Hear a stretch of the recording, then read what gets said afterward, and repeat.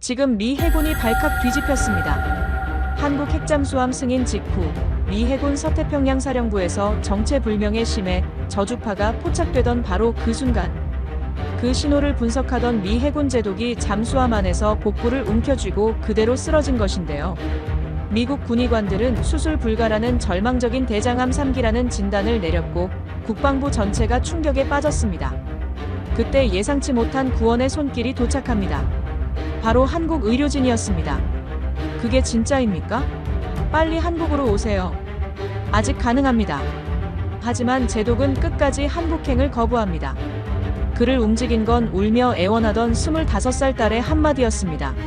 아빠, 제발 한국 가서 수술 받아요. 미국은 포기했잖아. 과연 미국이 버린 생명을 한국이 살릴 수 있을까요? 지금부터 그 충격적인 이야기를 시작합니다. 그 전에 구독과 좋아요를 눌러주시면 우리 훌륭한 의료기술이 전 세계로 전파됩니다. 그리고 우리 의료진을 응원하신다면 한국 최고라고 댓글로 남겨주세요. 또 어디서 듣고 계신지도 댓글로 알려주세요. 우리 대한민국 국민은 하나로 연결될 것입니다. 그럼 사연 바로 시작합니다. 저는 윌리엄 호크너, 63세입니다. 미 해군 제독으로 35년을 복무했고, 지금은 서태평양 사령부에서 수중음향 감시 작전을 총괄하고 있었습니다. 그날 이후로 모든 게 달라졌거든요. 그날은 한국이 핵잠수함 건조 승인을 받은 지 사흘째 되던 날이었어요. 저는 그 프로젝트 검증 책임자였습니다. 한국의 기술 수준을 평가하고 안전성을 확인하고 미국 의회에 보고서를 제출하는 임무를 맡았었어요. 솔직히 말하면 저는 그 일이 마음에 들지 않았습니다. 한국이 우리를 속였다고 생각했거든요. 기술 이전 협정을 어기고 몰래 개발을 진행했다고 믿었어요. 오전 11시쯤이었을 겁니다. 감시실 모니터에서 이상한 신호가 포착됐어요.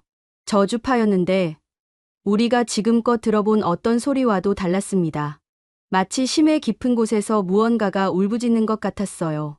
분석관들이 얼굴이 하얗게 질린 채로 제게 달려왔죠. 제독님, 이건 저희가 분류할 수 있는 신호가 아닙니다. 저는 헤드셋을 끼고 직접 들어봤습니다. 귀를 찢을 듯한 저주파가 머릿속을 파고들었어요. 그 순간 온몸에 소름이 돋았습니다. 35년 해군 생활 동안 이런 신호는 처음이었거든요. 자연 현상일 수도 있고 누군가의 새로운 무기일 수도 있었죠. 아니면 우리가 아직 모르는 뭔가가 바다 밑에 있는 걸 수도 있었어요. 모든 부서의 비상 체제 발령, 태평양 함대 사령부의 즉시 보고. 제 목소리는 차분했지만 손은 떨리고 있었습니다. 뭔가 잘못됐다는 느낌이 온몸을 휘감았어요. 그런데 그게 신호 때문만은 아니었던 것 같아요. 보고서를 검토하려고 책상 앞에 앉았을 때였습니다. 갑자기 배 아래쪽에서 날카로운 통증이 밀려왔어요. 마치 누가 뱃속을 비틀어 짜는 것 같았죠. 저는 이를 악물고 참았습니다. 이런 통증은 지난 6개월 동안 계속 있었거든요. 처음엔 스트레스 때문이라고 생각했어요. 핵잠 프로젝트 검증 작업이 얼마나 신경 쓰이는 일인지 아시잖아요. 하지만 그날은 달랐습니다. 통증이 점점 심해지더니 숨을 쉴 수가 없었어요. 춘땀이 등을 타고 흘러내렸고 시야가 흐려지기 시작했죠. 저는 책상을 붙잡으려 했지만 손에 힘이 들어가지 않았습니다. 제독님, 누군가 소리쳤지만 그 목소리는 멀리서 들려왔어요. 저는 바닥에 쓰러졌고 차가운 타일 바닥의 냉기가 뺨을 타고 퍼졌습니다. 마지막으로 본 건 형광등 불빛이었어요. 하얗게 번쩍이던 그 빛이 점점 어두워지는 게 느껴졌죠. 깨어났을 때 저는 병원 침대에 누워 있었습니다. 링거 줄이 팔에 꽂혀 있었고 심전도 기계가 규칙적으로 삑삑거리고 있었어요. 창문 너머로 보이는 하늘은 어둑어둑했습니다. 얼마나 시간이 흘렀는지 알 수 없었죠. 제독님, 정신 드세요? 젊은 의사가 제 침대 옆에 서 있었어요. 그의 표정이 심각했습니다. 그 순간 저는 알았죠. 이게 단순한 과로가 아니라는 걸요. 저한테 뭐가 있습니까? 목소리가 갈라졌습니다. 의사는 잠시 망설이더니 차트를 들어 보이며 말했어요. 대장암입니다. 3기예요. 그 말이 귀에 들어왔을 때 세상이 멈춘 것 같았습니다. 대장암. 3기. 저는 의학 용어를 잘 몰랐지만 그게 심각하다는 건 알았어요. 의사는 계속 설명했지만 제 귀엔 아무것도 들리지 않았습니다. 그저 제 머릿속에선 지난 6개월이 빠르게 지나갔어요. 설명할 수 없었던 피로감, 밤마다 찾아오던 복통, 화장실에 갈 때마다 보였던 혈변, 이유 없이 줄어든 체중. 저는 전부 스트레스 탓이라고 생각했습니다. 아니, 생각하고 싶었던 거죠. 인정하기 싫었던 겁니다. 얼마나 진행됐습니까? 의사는 눈을 내리깔았어요. 임파선까지 전이됐습니다. 빠르게 퍼지고 있어요. 제 손이 침대 난간을 움켜쥐었습니다.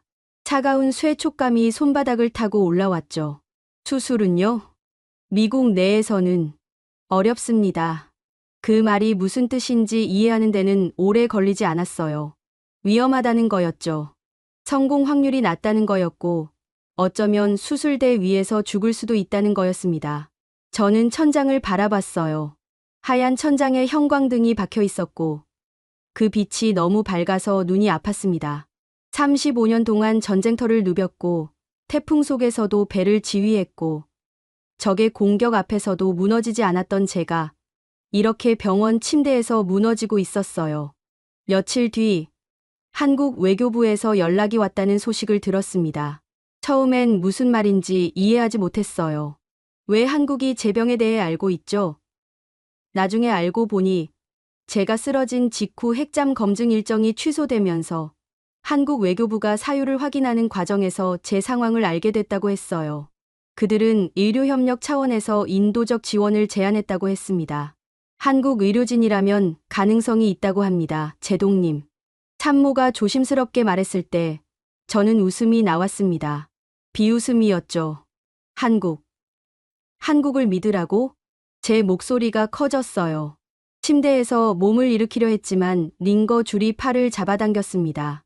저 사람들이 우릴 속였어. 기술 협정을 어겼고 몰래 핵잠을 개발했다고.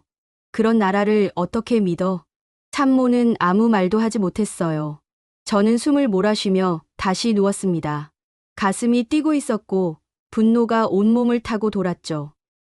한국. 그 이름만 들어도 화가 났습니다. 그날 밤, 딸 에밀리가 찾아왔어요. 25살인 에밀리는 제 유일한 가족이었습니다. 아내는 5년 전에 세상을 떠났고 에밀리만이 제 곁에 남아 있었죠. 그 아이는 병실 문을 열고 들어오더니 제 얼굴을 보고 눈물을 터뜨렸습니다. 아빠. 에밀리는 제 손을 잡았어요. 따뜻했습니다. 딸의 손은 언제나 따뜻했죠. 저는 그 손을 꽉 쥐었습니다. 괜찮아, 에밀리. 아빠는 괜찮아. 하지만 우리 둘 다 알고 있었어요. 제가 괜찮지 않다는 걸요. 에밀리는 한참을 울다가 고개를 들었습니다. 눈가가 빨갛게 부어 있었어요. 아빠, 한국 가요. 저는 손을 뿌리쳤습니다. 안 돼. 절대 안 돼. 왜요? 왜 안 돼요? 저 사람들을 믿을 수 없어. 우리 속인 나라야. 에밀리는 고개를 저었어요. 눈물이 뺨을 타고 흘러내렸지만 그 아이의 눈빛은 확고했습니다. 아빠는 한국을 몰라요. 제가 본 한국은 그런 나라가 아니었어요. 에밀리는 1년 전 한국에서 교환학생으로 지냈었어요. 서울에서 1년을 보냈고 돌아와서 계속 한국 이야기만 했었죠. 저는 그때 대수롭지 않게 여겼습니다. 젊은 아이가 외국 문화에 호기심을 갖는 건 자연스러운 일이니까요. 하지만 그날 밤 에밀리가 들려준 이야기는 달랐습니다. 아빠, 제가 한국에 있을 때 아팠던 적 있잖아요. 밤에 갑자기 배가 아파서 응급실에 갔었어요. 한국 병원은 믿을 수 없었어요. 에밀리의 목소리가 떨렸습니다. 의사 선생님이 새벽 2시에도 웃으면서 저를 맞아줬어요. 검사도 빨랐고 진단도 정확했어요. 그리고 제가 외국인이라고 해서 다르게 대하지 않았어요. 오히려 더 신경 써주셨죠. 저는 딸의 얼굴을 바라봤습니다. 에밀리는 제 손을 더 꽉 쥐었어요. 한국은 거짓말하는 나라가 아니에요. 증명하는 나라예요. 저는 그걸 직접 봤어요. 에밀리. 아빠, 미국 병원은 불가능하다고 했잖아요. 한국은 가능성이 있다고 말해줬어요. 그 차이를 믿어줘요. 제발. 에밀리의 목소리가 떨리다 끊어졌습니다. 그 아이는 제 손을 이마에 갖다 댔어요. 따뜻한 눈물이 제 손등에 떨어졌죠. 저는 천장을 바라봤습니다. 형광등이 여전히 밝게 빛나고 있었어요. 그 빛 속에서 저는 지난 6개월을 떠올렸습니다. 한국을 의심하고 그들의 기술을 불신하고 보고서마다 부정적인 평가를 내렸던 제 자신을요. 하지만 지금 제 앞엔 선택지가 없었습니다. 미국은 불가능이라 했어요. 한국은 가능성이라 했고요. 저는 눈을 감았습니다. 그리고 아주 작게 속삭이듯 말했어요. 한국으로 가자. 에밀리가 숨을 들이켰습니다. 저는 눈을 뜨지 않았어요. 그냥 딸의 손을 느꼈습니다. 따뜻하고 떨리고 살아있는 그 손을요. 창밖으로 밤바람이 불어왔습니다. 병실 커튼이 살랑거렸고 어디선가 구급차 사이렌 소리가 들려왔어요. 저는 그 소리를 들으며 생각했습니다. 내가 지금 무슨 결정을 한 거지? 하지만 돌이킬 순 없었어요. 이미 말은 나갔고 에밀리는 희망에 차서 제 손을 꽉 쥐고 있었으니까요. 인천공항에 도착했을 때 습한 공기가 얼굴을 감쌌어요.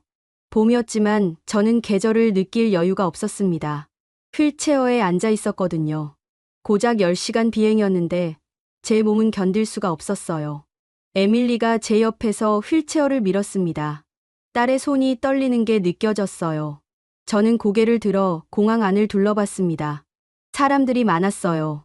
여행객들, 비즈니스맨들, 가족들. 모두들 자기 삶을 살아가고 있었죠. 그 속에서 저는 이방인이었습니다. 입국장을 나서자 한국 외교부 직원이 기다리고 있었어요. 30대 중반쯤 되어 보이는 남자였는데 깔끔한 양복을 입고 있었습니다. 제동님, 환영합니다. 저는 외교부 의료협력과 박민수입니다. 그는 공손하게 고개를 숙였어요. 저는 고개를 끄덕였지만 말은 하지 않았습니다. 여전히 이 모든 게 믿기지 않았거든요. 제가 지금 한국에 와 있다는 게요. 병원으로 바로 모시겠습니다. 의료진이 대기하고 계십니다. 박민수 씨가 말했을 때 저는 창밖을 바라봤어요. 공항 밖 풍경이 지나갔습니다. 높은 빌딩들, 깨끗한 도로, 질서정연하게 움직이는 차들. 에밀리가 말했던 한국의 모습이 눈앞에 펼쳐졌어요. 차는 빠르게 달렸습니다. 고속도로였는데 양쪽으로 건물들이 빠르게 지나갔어요. 저는 창밖만 바라봤습니다. 말을 하고 싶지 않았거든요. 배가 아팠고 몸이 무거웠고 무엇보다 두려웠습니다. 병원에 도착한 건 해가 지기 전이었어요. 건물은 생각보다 컸습니다. 유리로 된 외벽이 햇빛을 반사하고 있었고 입구엔 사람들이 오가고 있었죠. 저는 그 모습을 보며 생각했어요. 여기서 제가 살 수 있을까? 병원 로비에 들어서자 한 무리의 사람들이 기다리고 있었습니다. 의사들이었어요. 하얀 가운을 입은 그들은 우리를 보자 다가왔습니다. 제동님, 오시느라 고생 많으셨습니다. 저는 이 병원 암센터 센터장 김태윤입니다. 중년의 남자가 손을 내밀었어요. 저는 휠체어에 앉은 채로 그의 손을 잡았습니다. 악수는 짧았지만 그의 손은 단단했어요. 바로 검사를 시작하겠습니다. 시간이 중요합니다. 김태윤 센터장의 목소리는 차분했지만 단호했어요. 저는 고개를 끄덕였습니다. 말을 할 힘이 없었거든요. 검사실로 향하는 복도는 길었습니다. 형광등 불빛이 천장에서 쏟아지고 있었고 소독약 냄새가 코를 찔렀어요. 에밀리는 제 옆에서 휠체어를 밀며 아무 말도 하지 않았습니다. 그 아이도 긴장하고 있었던 거죠. 검사는 오래 걸렸습니다. 엑스레이, CT 촬영, 혈액 검사, 조직 검사. 의료진은 쉬지 않고 움직였어요. 그들의 손놀림은 빨랐고 정확했습니다. 저는 검사대 위에 누워서 천장을 바라봤어요. 기계 소리가 귓가를 맴돌았고 차가운 공기가 피부를 스쳤습니다. 제동님, 조금만 참으세요. 간호사가 말했을 때 저는 눈을 감았어요. 고통이 밀려왔습니다. 배속 깊은 곳에서 무언가가 뒤틀리는 느낌이었죠. 저는 이를 악물었습니다. 신음소리가 새어나오지 않도록요. 검사가 끝난 건 밤이었습니다. 저는 병실로 옮겨졌어요. 창밖으론 서울의 야경이 펼쳐져 있었습니다. 불빛들이 반짝이고 있었고 멀리서 차들이 움직이는 게 보였어요. 저는 침대에 누워 그 풍경을 바라봤습니다. 에밀리는 제 옆 의자에 앉아 있었어요. 그 아이는 지쳐 보였습니다. 눈가에 다크서클이 생겼고 얼굴이 창백했죠. 저는 딸의 손을 잡았어요. 에밀리, 가서 쉬어. 싫어요. 아빠 곁에 있을래요. 에밀리의 목소리는 떨렸습니다. 저는 딸의 손을 꽉 쥐었어요. 따뜻했습니다. 다음 날 아침, 김태윤 센터장이 병실로 찾아왔습니다. 그의 표정이 심각했어요. 손엔 두꺼운 차트를 들고 있었고요. 저는 침대에서 몸을 일으켰습니다. 가슴이 두근거렸어요. 제동님, 검사 결과가 나왔습니다. 김태윤 센터장은 차트를 펼쳤어요. 저는 그 종이들을 바라봤습니다. 숫자들과 그래프들이 빼곡했죠. 예상보다 심각합니다. 암이 임파선뿐 아니라 복막까지 전이됐어요. 미국에서 받은 진단보다 범위가 넓습니다. 제 손이 침대 시트를 움켜쥐었습니다. 복막까지. 그 말이 무슨 뜻인지 알았어요. 수술이 가능합니까? 제 목소리가 갈라졌습니다. 김태윤 센터장은 잠시 침묵했어요.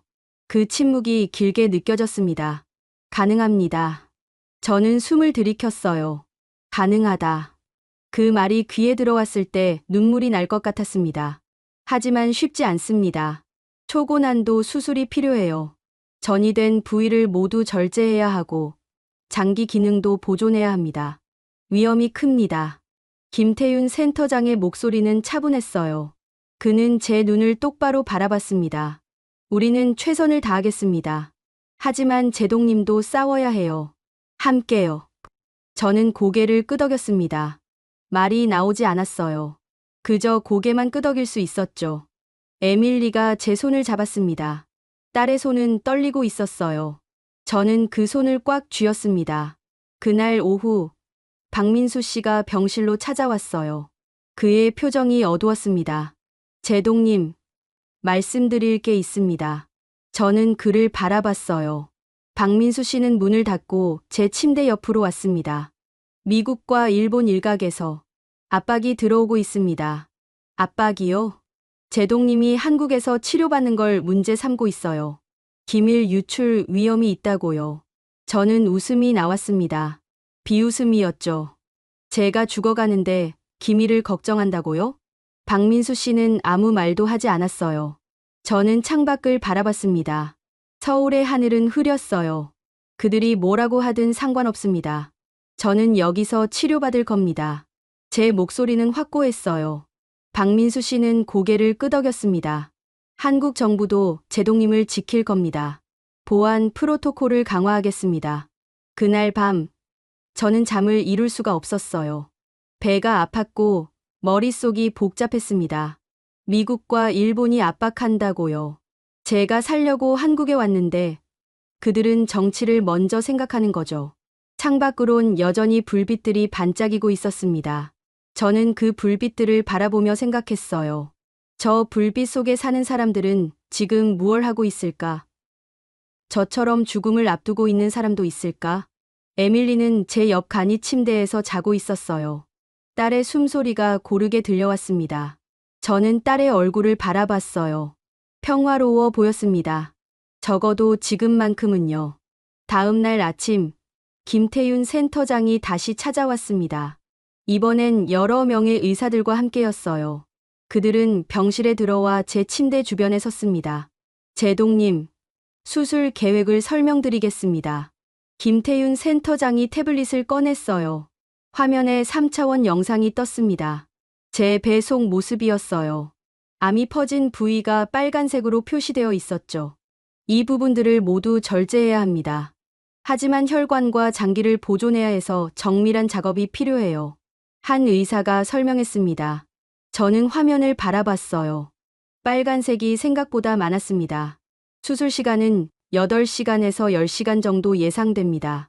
다학제 팀이 투입될 겁니다. 다른 의사가 말했어요. 저는 고개를 끄덕였습니다. 언제 시작합니까? 사흘 후입니다. 제동님의 컨디션을 최적화해야 해요. 김태윤 센터장이 답했습니다. 저는 숨을 들이켰어요. 사흘. 단 사흘 남았습니다. 그날부터 준비가 시작됐어요. 영양주사를 맞았고 체력을 보강하는 약을 먹었습니다. 물리치료사가 와서 가벼운 운동을 시켰어요. 수술 후 회복을 위해 근육을 유지해야 한다고 했죠. 에밀리는 제 곁을 떠나지 않았습니다. 딸은 병실에서 저를 돌봤어요. 식사를 챙겨주고 물을 떠다 주고 밤엔 제 손을 잡고 잠들었습니다. 수술 전날 밤 저는 에밀리에게 말했어요. 에밀리, 만약 제가 수술대에서 못 깨어나면. 아빠. 에밀리가 소리쳤습니다. 딸의 눈에 눈물이 고였어요. 그런 말 하지 마요. 아빠는 괜찮을 거예요. 저는 딸의 손을 잡았습니다. 들어. 에밀리. 만약 그렇게 되면 너는 내 삶을 살아.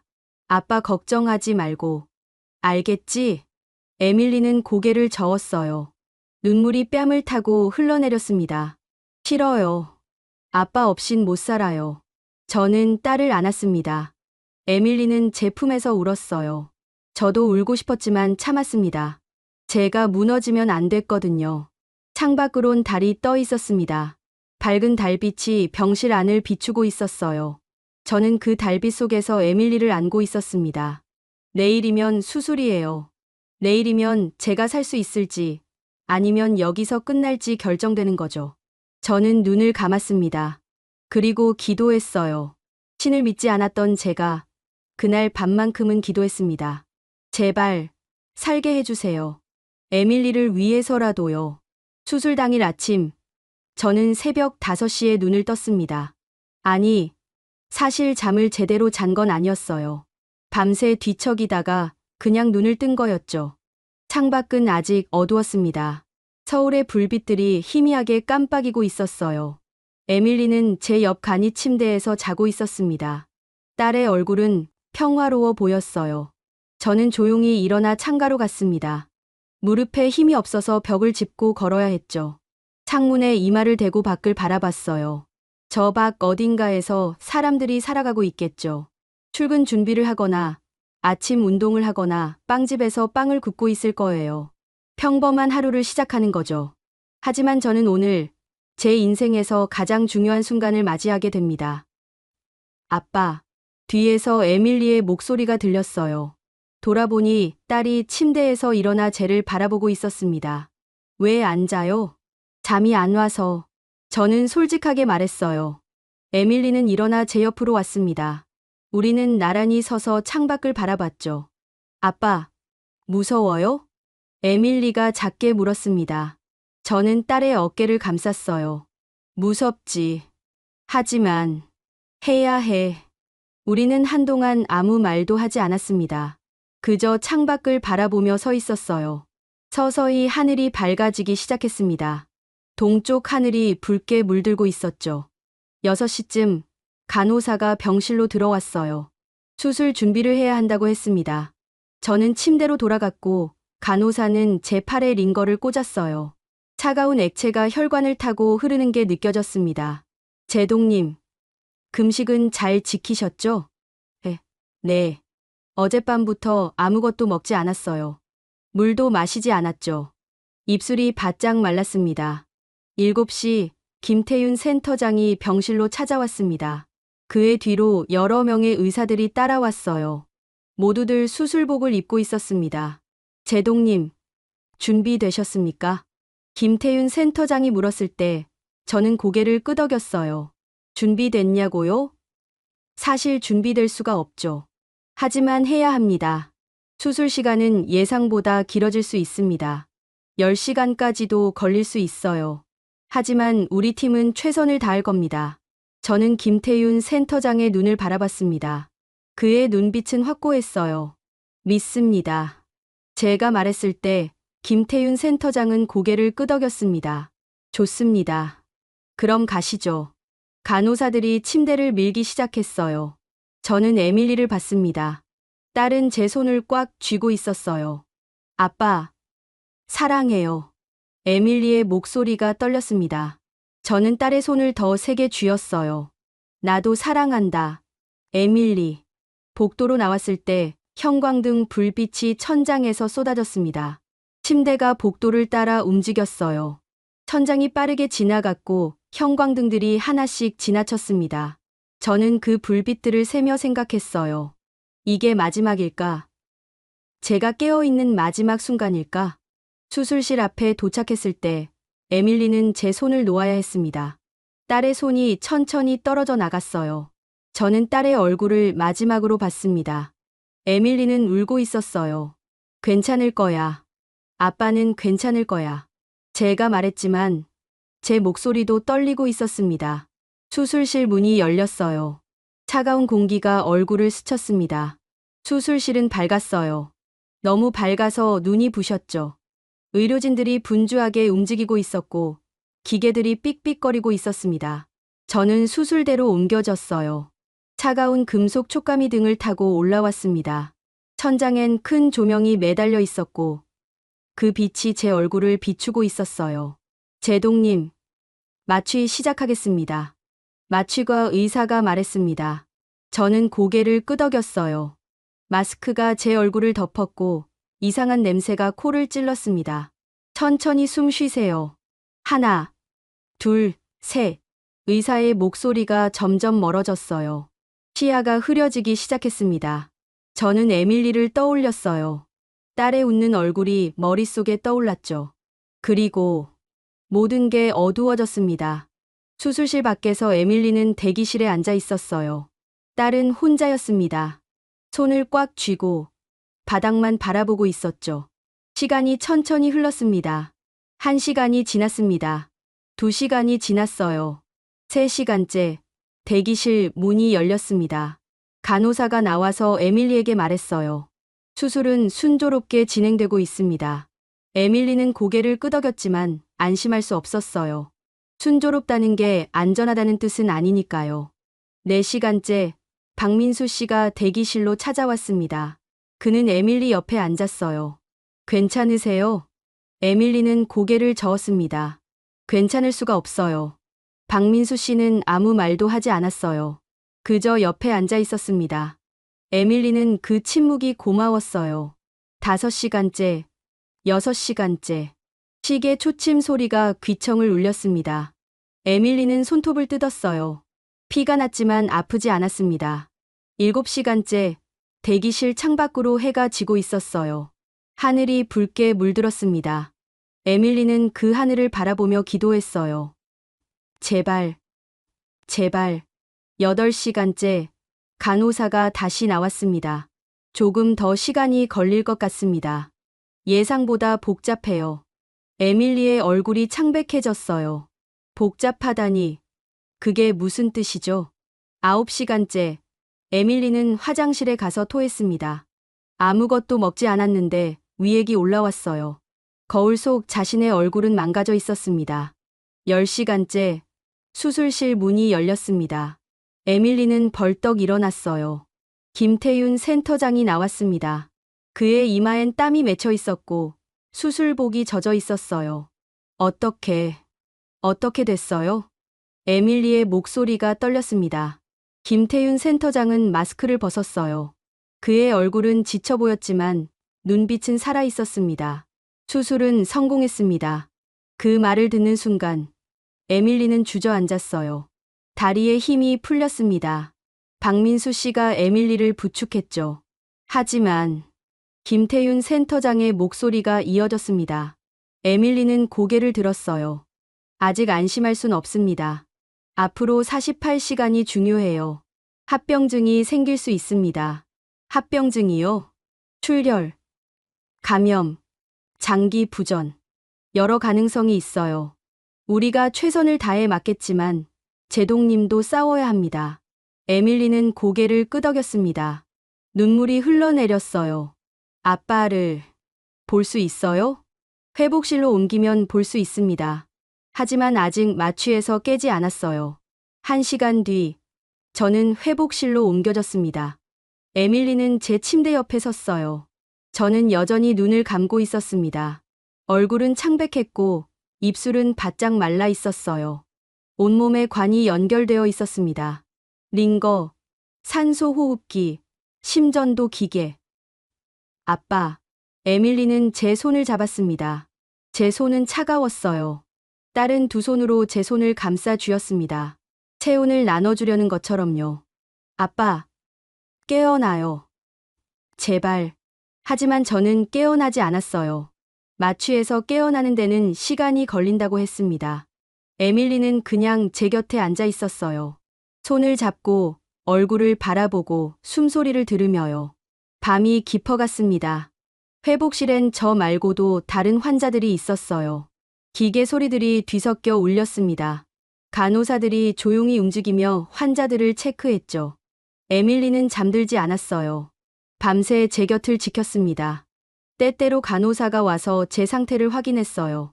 혈압 정상입니다. 심박수 안정적이에요. 출혈 징후 없습니다. 그 말들이 에밀리를 조금씩 안심시켰어요. 하지만 여전히 두려웠습니다. 48시간. 아직 48시간이 남았어요. 새벽 4시쯤 제 손가락이 움직였습니다.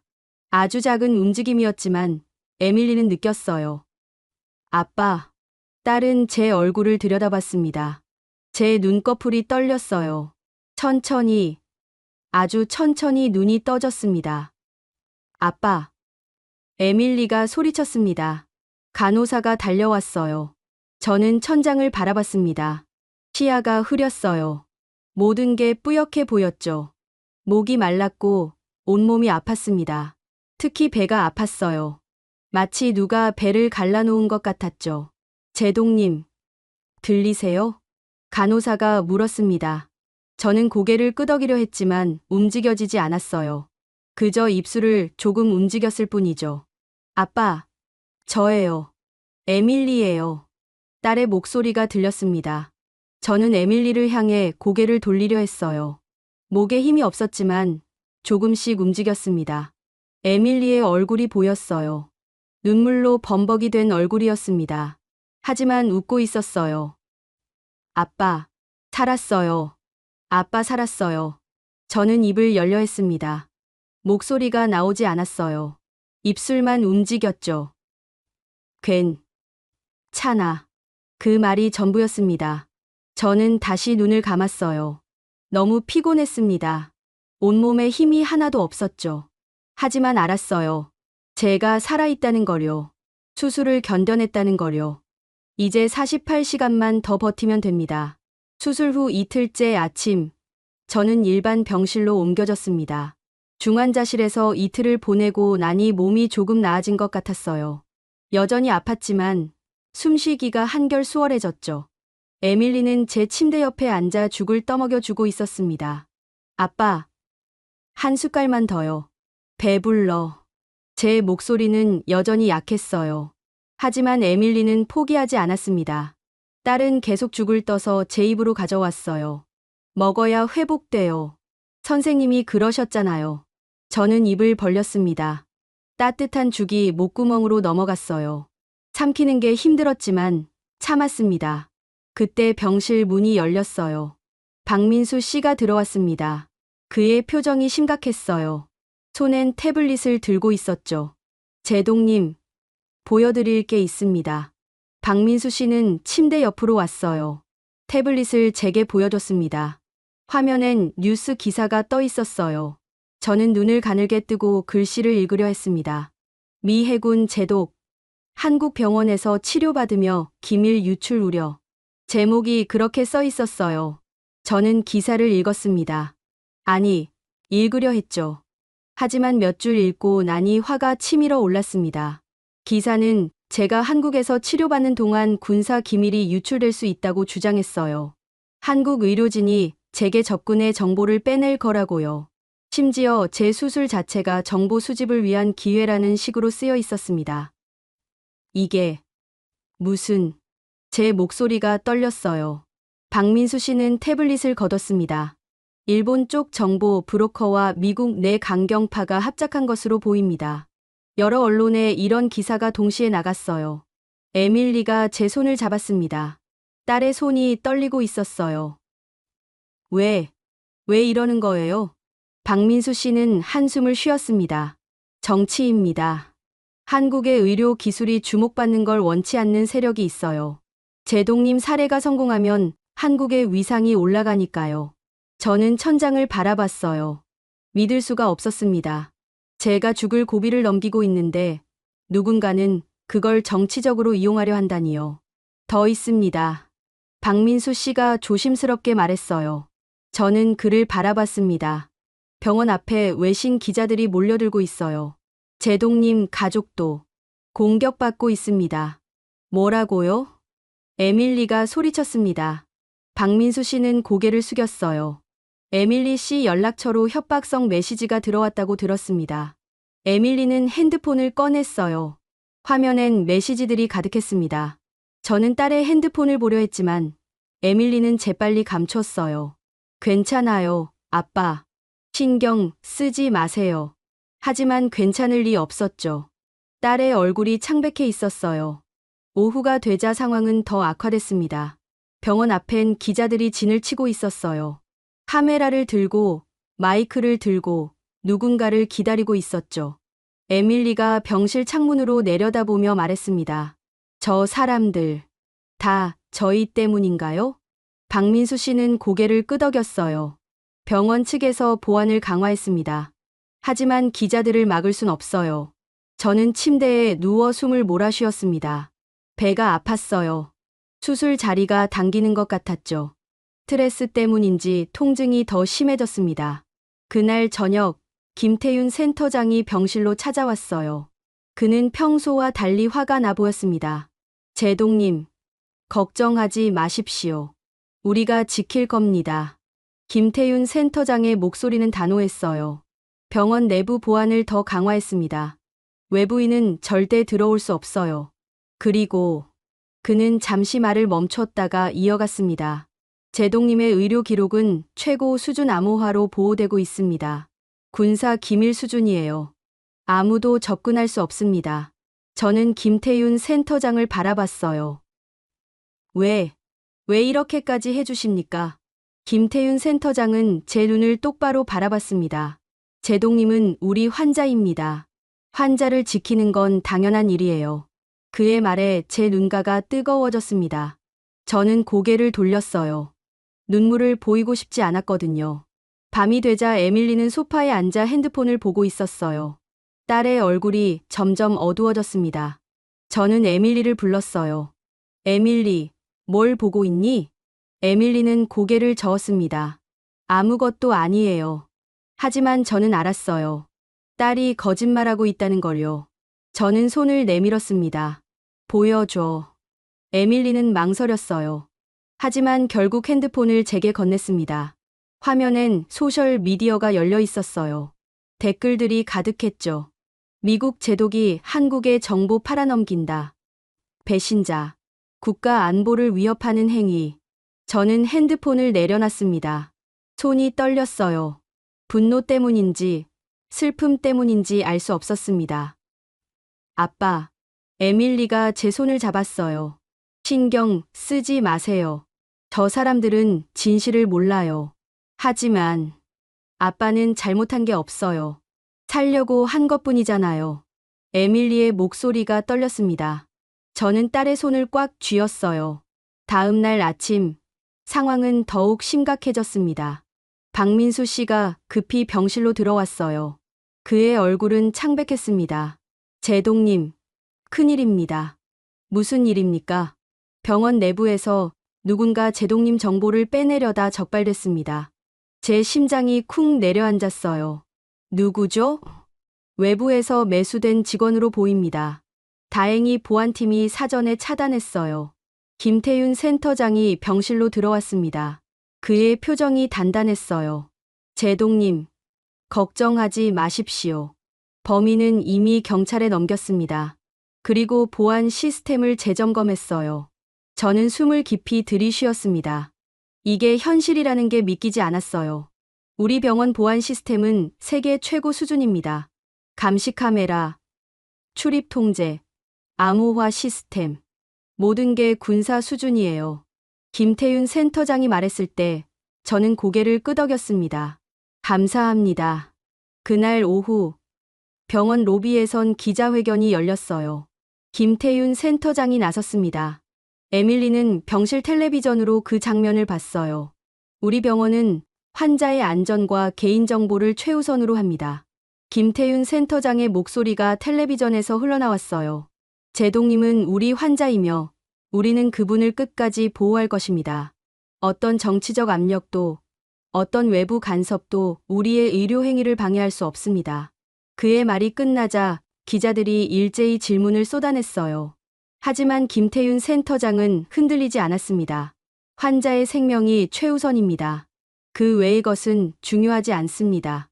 에밀리는 텔레비전을 보며 눈물을 흘렸어요. 저도 울고 싶었습니다. 이 사람들이, 이 나라가 저를 이렇게 지켜주고 있다는 게 믿기지 않았거든요. 밤이 되자 병실은 조용해졌습니다. 에밀리는 잠들었고 저는 천장을 바라보고 있었어요. 복도에선 간호사들의 발소리가 들렸습니다. 창밖으론 서울의 불빛들이 반짝이고 있었어요. 저 불빛들 속 어딘가에 저를 공격하는 사람들이 있겠죠. 하지만 저를 지키는 사람들도 있습니다. 저는 에밀리의 얼굴을 바라봤어요. 딸은 평화롭게 자고 있었습니다. 저는 생각했어요. 제가 여기 온 건 잘한 결정이었을까? 하지만 이내 고개를 끄덕였습니다. 그래요. 잘한 결정이었어요.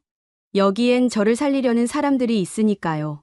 정치도, 음모도, 그 어떤 것도 이들의 의지를 꺾을 수 없을 거예요. 저는 눈을 감았습니다. 내일이면 또 무슨 일이 일어날까요?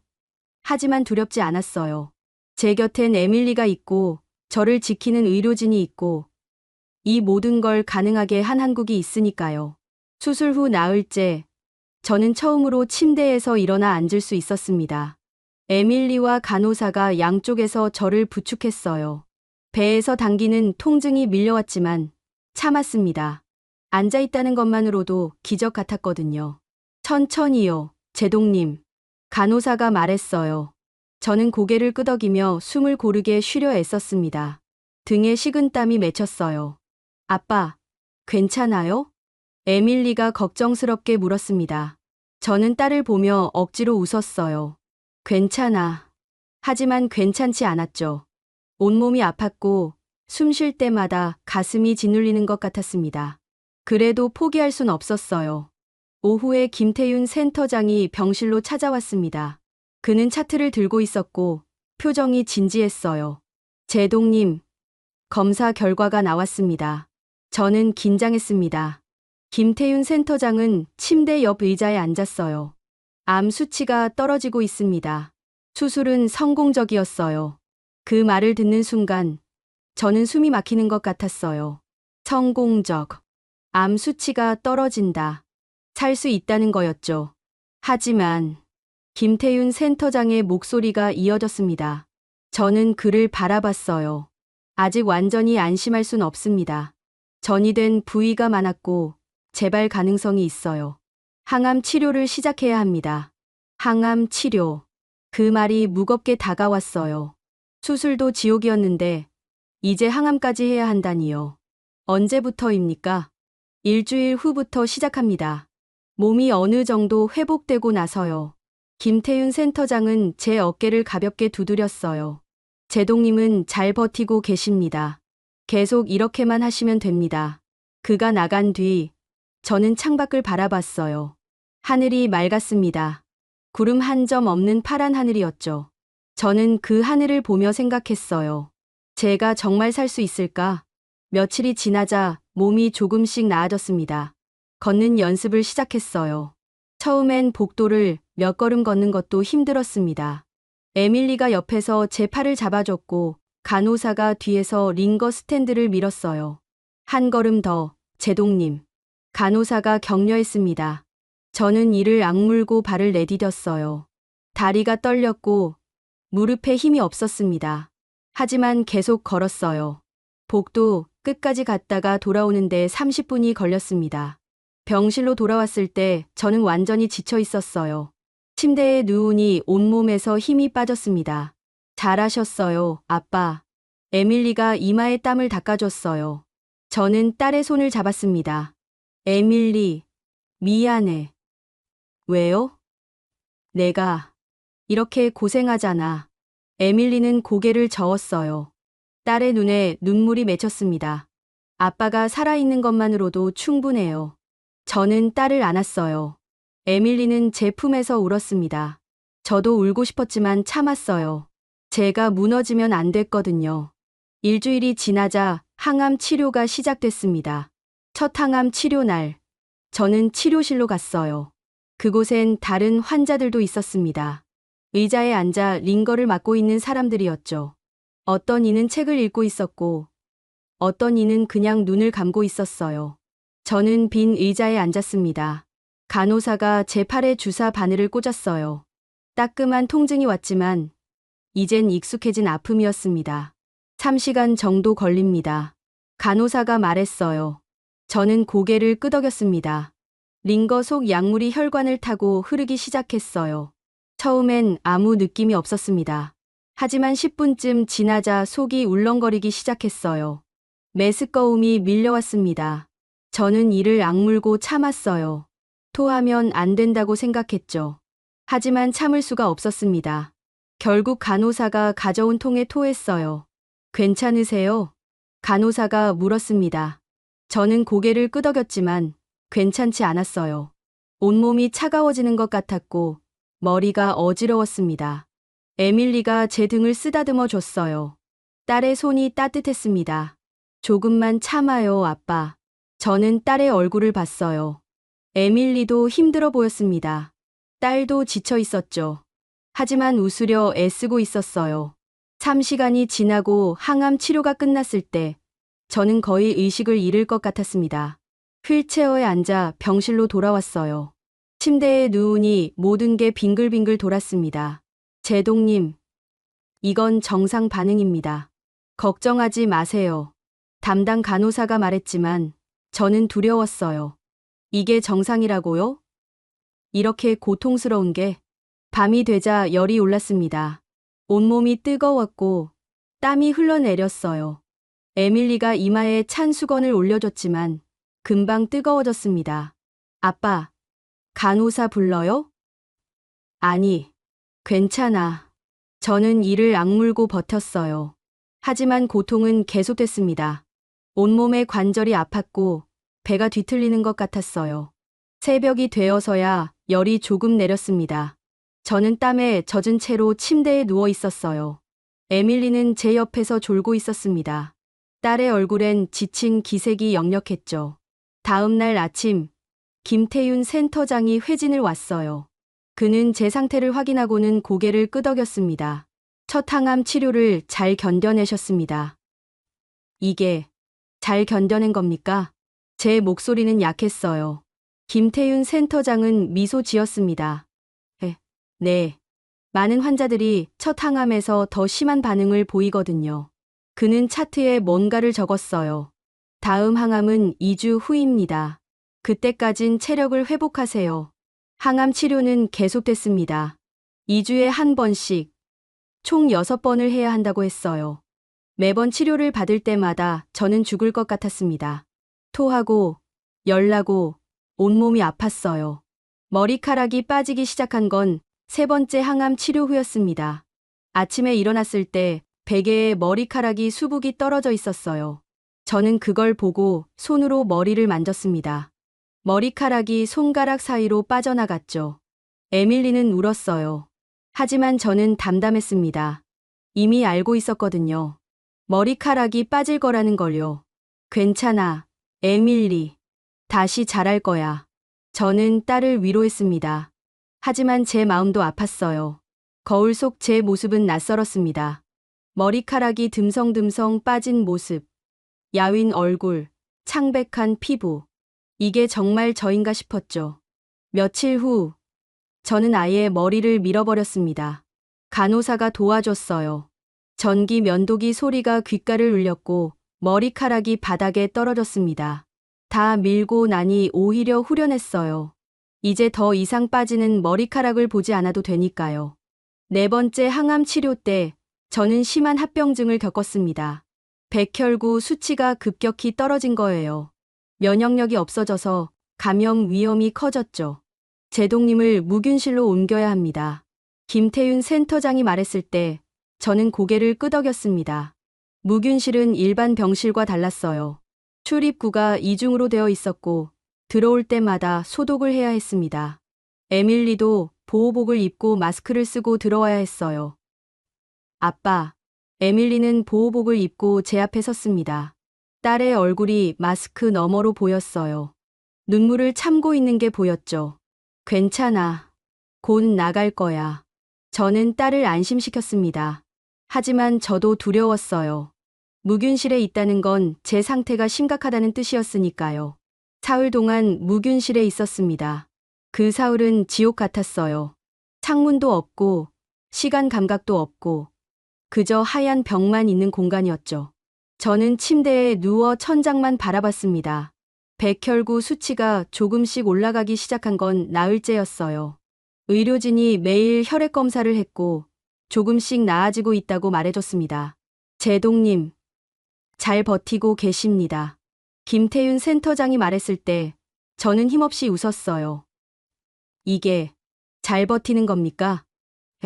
네. 많은 환자들이 여기서 포기합니다. 하지만 제동님은 싸우고 계세요. 그의 말이 위로가 됐어요. 저는 싸우고 있었습니다. 죽음과 싸우고 있었죠.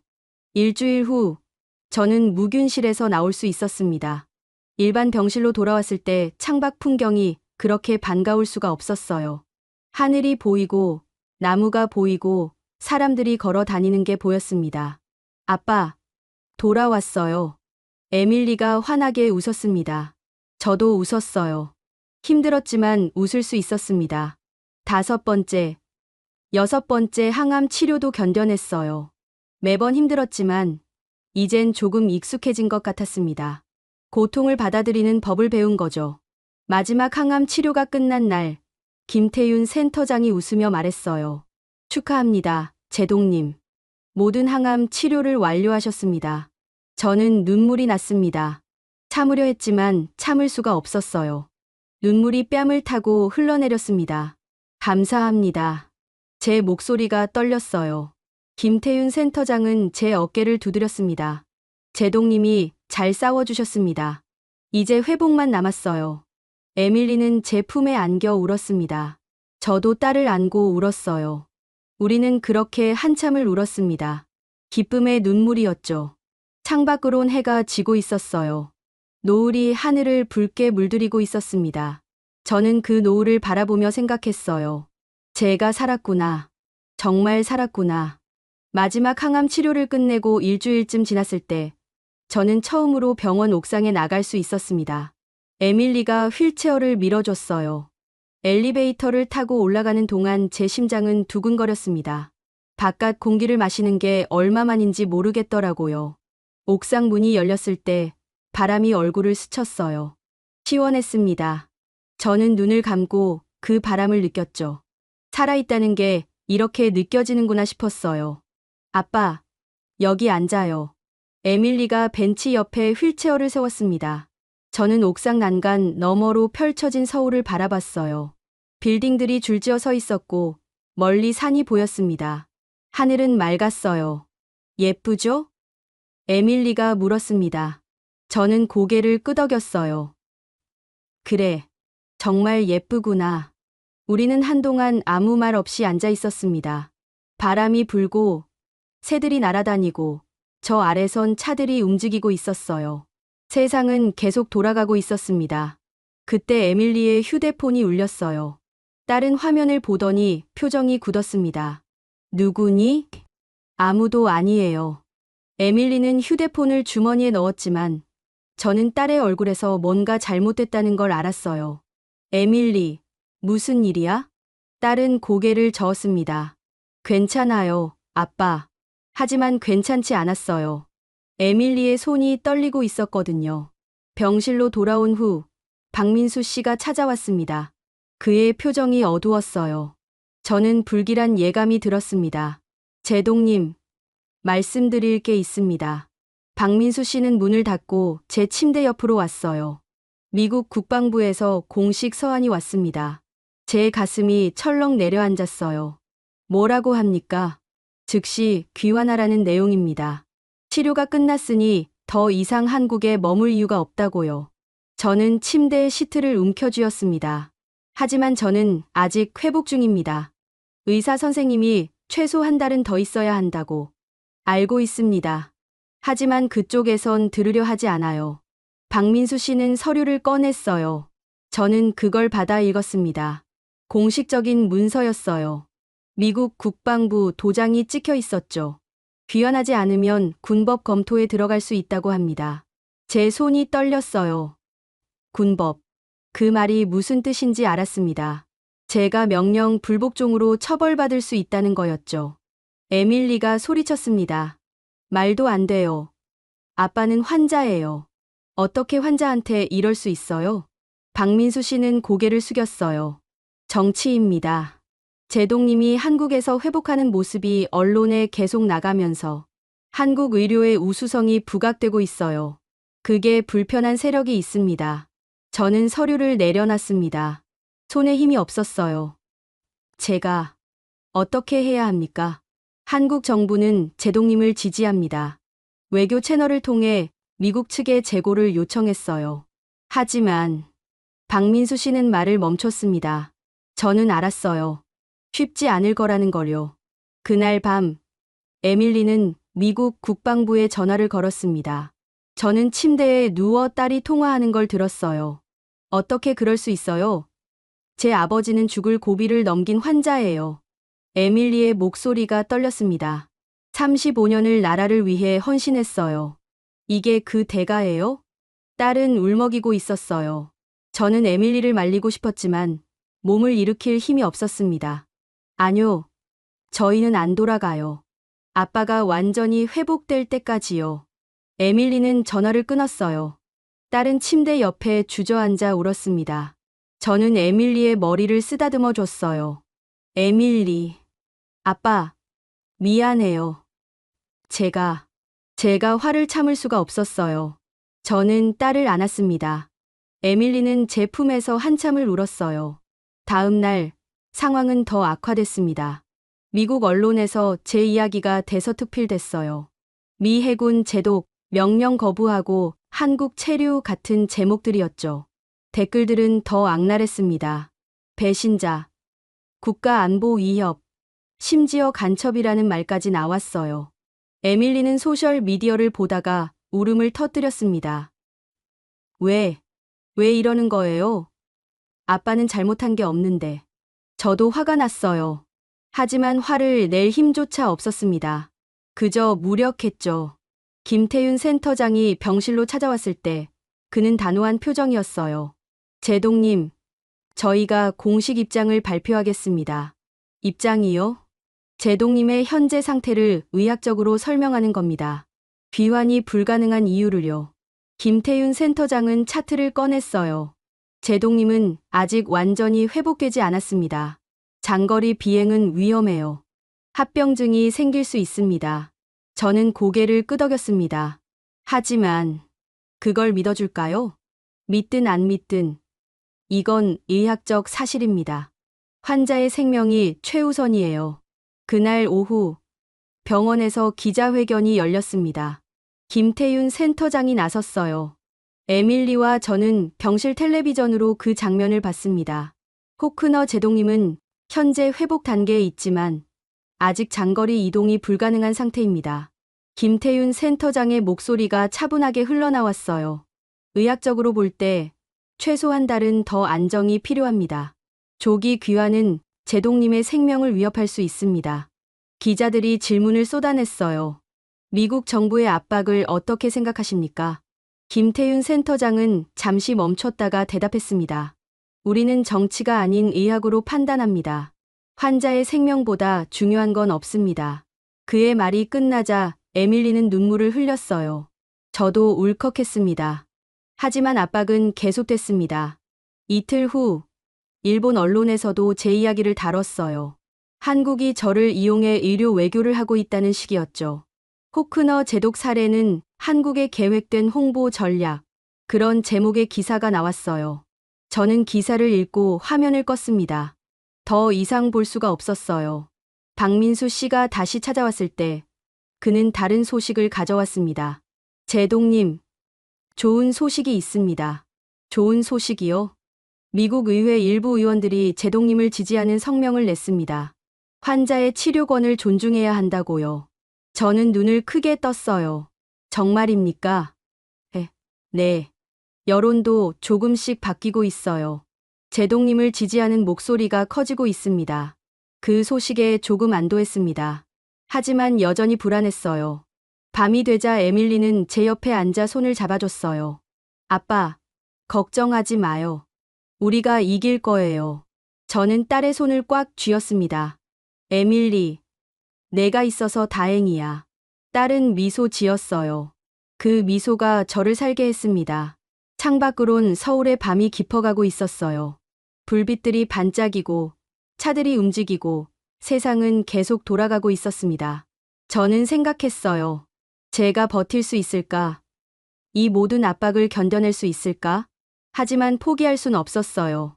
저를 살린 이 나라에서, 저를 지켜주는 사람들 곁에서 저는 끝까지 싸울 거예요. 며칠 후 한국 외교부에서 공식 입장을 발표했습니다. 호크너 제독의 치료와 회복을 전적으로 지지한다는 내용이었어요. 의료 인도주의를 최우선으로 한다고 했죠. 그 발표 이후 미국 국방부의 압박이 조금 수그러들었습니다. 완전히 사라진 건 아니었지만 적어도 즉각 귀환하라는 요구는 멈췄어요. 저는 침대에 누워 천장을 바라봤습니다. 싸움은 아직 끝나지 않았어요. 하지만 저는 이기고 있었습니다. 천천히, 조금씩요. 압박이 수그러든 지 2주쯤 지났을 때 저는 드디어 혼자 걸을 수 있게 됐습니다.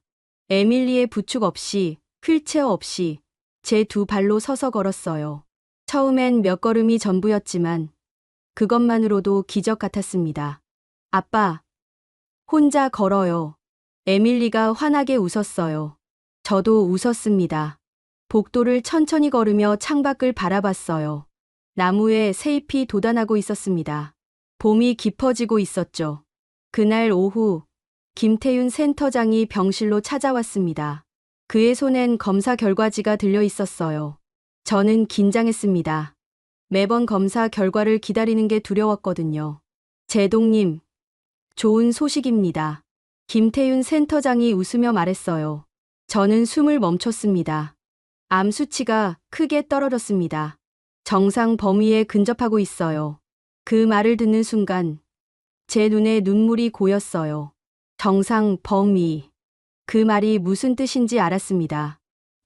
그럼 완치가 가능하다는 겁니까? 김태윤 센터장은 고개를 끄덕였어요. 조심스럽게 말씀드리지만 네, 완치 가능성이 보입니다. 에밀리가 제 손을 움켜쥐었어요. 딸의 손이 떨리고 있었습니다. 저도 떨렸어요. 완치. 그 단어가 이렇게 아름다울 줄 몰랐습니다. 하지만 지속적인 관찰이 필요합니다. 재발 방지를 위해 정기검진을 받으셔야 해요. 물론입니다. 뭐든지 하겠습니다. 제 목소리가 떨렸어요.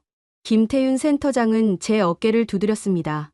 제동님이 정말 잘 싸워주셨습니다. 축하드립니다. 그가 나간 후 에밀리는 제 품에 안겨 울었어요. 저도 울었습니다. 우리는 그렇게 한참을 울고 웃었어요. 기쁨과 안도가 뒤섞인 눈물이었습니다. 다음 날 저는 처음으로 병원 정원에 나갔습니다. 에밀리와 함께 천천히 걸었어요. 정원엔 꽃들이 피어 있었습니다. 빨간 꽃, 노란 꽃, 하얀 꽃들이 바람에 흔들리고 있었어요. 예쁘죠, 아빠? 그래, 정말 예쁘구나. 저는 벤치에 앉아 햇볕을 쬐었습니다. 따뜻한 햇살이 얼굴을 감쌌어요. 살아있다는 게 이런 느낌이구나 싶었습니다. 정원 한쪽에서 한 노인이 산책하고 있었어요. 간호사가 옆에서 부축하고 있었죠. 노인은 저를 보더니 고개를 끄덕였습니다. 저도 끄덕여 답했어요. 우리는 같은 길을 걷고 있는 사람들이었습니다. 그날 저녁 박민수 씨가 찾아왔습니다. 그는 다른 표정이었어요. 밝았습니다. 제동님, 미국 측 태도가 완전히 바뀌었습니다. 정말입니까? 네. 제동님의 회복 소식이 알려지면서 여론이 역전됐어요. 이제 미국 언론도 제동님을 영웅으로 다루고 있습니다. 박민수 씨는 태블릿을 보여줬어요. 화면엔 미국 뉴스 기사가 떠 있었습니다. 암을 이긴 제독, 한국 의료의 기적. 제목이 그렇게 써 있었어요. 저는 기사를 읽었습니다. 내용은 완전히 달라져 있었죠. 저를 공격하던 목소리들이 사라지고 대신 응원하는 목소리들로 가득했어요. 일본 쪽도 마찬가지입니다. 한국 의료 기술을 인정하는 분위기예요. 저는 태블릿을 내려놨습니다. 믿기지 않았어요. 이렇게 빨리 바뀔 수 있다니요. 사람들은 변덕스럽네요. 박민수 씨는 쓸쓸하게 웃었어요. 그게 정치입니다. 하지만 중요한 건 제동님이 이겼다는 거예요. 며칠 후, 저는 처음으로 병원 밖으로 나갔습니다. 외출 허가를 받은 거였어요. 에밀리와 함께 병원 근처 공원에 갔습니다. 공원엔 사람들이 많았어요. 가족들이 산책하고, 아이들이 뛰어놀고, 연인들이 벤치에 앉아 있었죠. 저는 그 평범한 풍경을 바라보며 감동했습니다. 제가 다시 이런 세상에 돌아왔다는 게요. 아빠, 여기 앉아요. 에밀리가 벤치를 가리켰어요. 우리는 나란히 앉았습니다. 바람이 불고 나무 잎사귀들이 바스락거렸어요. 에밀리. 네. 아빠. 고마워. 내가 없었으면 못 이겨냈을 거야. 에밀리는 제 손을 잡았어요. 아빠가 용감했어요. 전 그냥 옆에 있었을 뿐이에요. 저는 딸의 손을 꽉 쥐었습니다. 아니야. 내가 저한테 힘을 줬어. 포기하고 싶을 때마다 내 얼굴을 떠올렸거든. 에밀리는 제 어깨에 머리를 기댔어요. 우리는 그렇게 한동안 앉아 있었습니다. 말없이 그저 옆에 있어 주면서요. 돌아가는 길에 작은 식당을 지나쳤어요. 저는 문득 배가 고프다는 걸 느꼈습니다. 진짜 배고픔이었어요. 병원 음식이 아닌 진짜 음식이 먹고 싶었죠. 에밀리, 저기 들어가 볼까? 아빠, 괜찮으세요? 의사 선생님이 조심하라고. 괜찮아. 조금만. 우리는 식당으로 들어갔습니다. 작은 한식당이었어요. 따뜻한 냄새가 코를 찔렀습니다. 된장찌개 냄새였어요. 자리에 앉자 주인 아주머니가 물을 가져다 줬어요. 뭐 드릴까요? 된장찌개 하나 주세요. 그리고 밥 한 공기요. 주문하는 제 목소리가 떨렸습니다. 얼마 만에 밖에서 밥을 먹는지 모르겠더라고요. 음식이 나왔을 때 저는 그 모습을 한참 바라봤어요. 김이 모락모락 나는 된장찌개, 하얀 밥, 반찬들. 이렇게 평범한 게 이렇게 아름다울 줄 몰랐습니다. 첫 숟가락을 뜨는 순간 눈물이 났어요. 맛이 있어서가 아니었습니다. 제가 다시 이런 평범한 행복을 누릴 수 있게 됐다는 게 감격스러웠던 거죠. 아빠, 맛있어요? 에밀리가 물었습니다. 저는 고개를 끄덕이며 눈물을 닦았어요. 응, 정말 맛있구나. 병원으로 돌아가는 길, 저는 에밀리에게 말했습니다. 에밀리, 내가 한국으로 가자고 했을 때, 저는 정말 싫었어. 이 나라를 믿지 않았거든. 알아요. 하지만 지금은 고마워. 한국에, 그리고 여기 사람들에게. 에밀리는 웃었어요. 아빠도 이제 알았죠? 한국이 어떤 나라인지. 저는 고개를 끄덕였습니다. 그래요. 이제 알았어요. 병실로 돌아온 후, 저는 창가에 섰습니다. 해가 지고 있었어요. 서울의 하늘이 붉게 물들고 있었죠. 저는 그 노을을 보며 생각했습니다. 제가 이제 살 수 있게 됐구나. 정말로. 그날 밤, 김태윤 센터장이 마지막 회진을 왔어요. 그는 제 상태를 확인하고는 만족스럽게 고개를 끄덕였습니다. 제동님, 다음 주면 퇴원하실 수 있을 것 같습니다. 정말입니까? 네. 물론 정기검진은 계속 받으셔야 하지만 일상생활은 가능해요. 퇴원. 그 말이 믿기지 않았어요. 선생님. 정말 감사합니다. 선생님이 아니었으면 저는. 김태윤 센터장은 손을 저었어요. 저는 제 일을 했을 뿐입니다. 제동님이 포기하지 않고 싸워주셨기에 가능했어요. 그가 나간 후 저는 침대에 누워 천장을 바라봤습니다. 퇴원, 병원 밖의 삶. 제가 다시 돌아갈 수 있게 됐어요.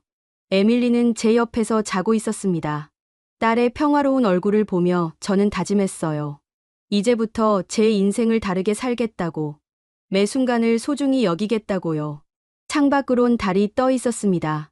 밝은 달빛이 병실을 비추고 있었어요. 저는 그 달빛 속에서 눈을 감았습니다. 감사하다는 말밖에 떠오르지 않았어요. 살아있다는 것, 에밀리가 옆에 있다는 것, 이 모든 것에 감사했습니다. 퇴원하는 날 아침, 저는 처음으로 거울 앞에 섰습니다. 야윈 얼굴, 짧게 자란 머리, 수술 자국. 하지만 살아있는 눈빛이었어요. 김태윤 센터장과 의료진이 병실로 왔습니다. 저는 그들 앞에 섰어요. 선생님들, 당신들이 제 목숨을 구했습니다. 제 목소리가 떨렸습니다. 김태윤 센터장은 고개를 끄덕였어요. 제동님이 포기하지 않으셨기에 가능했습니다. 저는 에밀리와 함께 병원 로비로 내려갔습니다. 그곳엔 기자들이 기다리고 있었어요. 저는 그들 앞에 섰습니다. 저는 한국을 의심했습니다. 하지만 틀렸어요. 한국은 저를 속인 적 없습니다. 정치는 흔들렸지만 한국 의료진은 단 한 번도 흔들리지 않았어요. 저는 이 나라의 의료, 기술, 그리고 사람에게 경의를 표합니다. 병원을 나서며 저는 뒤돌아봤습니다. 김태윤 센터장이 서 있었어요. 저는 해군식 경례를 했습니다. 제가 평생 조국에만 했던 그 경례를요. 한국은 빠른 추격자가 아닙니다. 저를 살린, 그리고 미래를 만들어가는 선도국입니다. 에밀리가 제 손을 잡았어요. 우리는 함께 걸었습니다. 새로운 삶을 향해서요. 여러분은 언제 한국이 따뜻하다고 느끼셨나요? 이 이야기가 마음에 닿으셨다면 구독과 좋아요 부탁드립니다.